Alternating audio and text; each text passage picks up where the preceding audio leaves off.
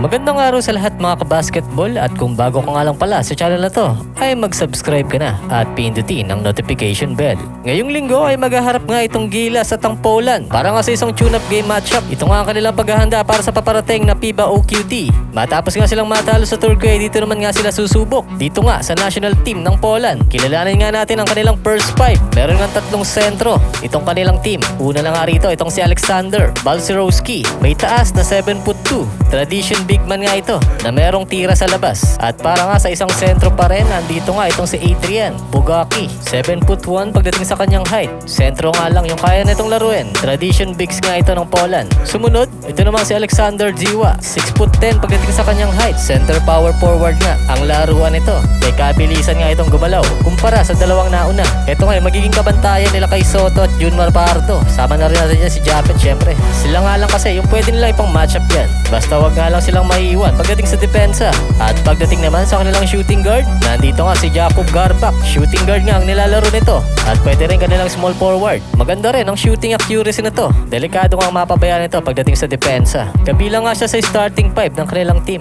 Magandang kabantayan nga nito itong si Dwight Ramos at Justin Brownlee. At syempre ito nga si Kevin Kiambao. Pero syempre ay nakadepende pa rin sa magiging role nito ni Jacob. At ang sumunod ang kanilang wingman na si Daniel. Kabilang nga ito sa first five ng kanilang team. At sa kanyang height nga ay 6'5". Medyo athletic nga rin ang galawan nito. Pwede nga maging katapatin to si Calvin Optana at itong si Carl Tamayo. At para naman sa kanilang point guard, narito nga itong si Mitchell Sokolowski. Pagdating sa kanyang height ay 6'5" nga. Lumalaro rin ito ng small forward. At siya nga yung may pinakamataas na average point pagdating sa kanilang kupunan. Nag-average nga siya ng 20.5 per game. Kailangan nga mabantayan ng maigi ito, no? Para nga malimitahan ang kanyang opensa. Kailangan nga ay mabilis din yung mga kabantayan niya, gaya ni CJ Perez at Chris Newsom. Pero kung usapang depensa, ay mas maganda nga mang lockdown itong si Chris Newsom. Maraming beses na nga subok yan, mapa-PBA man or international game. Gaya ng Turkey ay wala ring NBA na lalaro dito nga sa koponan ng Poland. Mukhang kampante lang sila para sa ating national team na Gilas. Sa bagay ay nanbero naman ito